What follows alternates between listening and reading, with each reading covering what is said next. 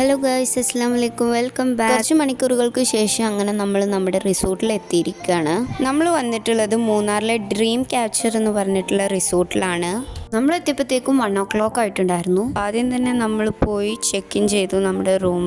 Guys, ഇതാണ് നമ്മുടെ room. നല്ല സ്പേഷ്യസും നീറ്റ് ആൻഡ് ക്ലീൻ ആയിട്ടുള്ള അടിപൊളി റൂമായിരുന്നു. ഇതായിരുന്നു ഗൈസ് നമ്മുടെ റൂമിൽ നിന്ന് നോക്കുമ്പോഴുള്ള വ്യൂ. നമ്മൾ ലഞ്ച് കഴിക്കാത്തതുകൊണ്ട് തന്നെ നല്ല വിശപ്പുണ്ടായിരുന്നു. വിശപ്പോട് കൂടി നമ്മൾ നേരെ പോയിട്ടുണ്ടായിരുന്നത് റിസോർട്ടിന്റെ റെസ്റ്റോറൻറ്റിന്റെ ഭാഗത്തേക്കായിരുന്നു.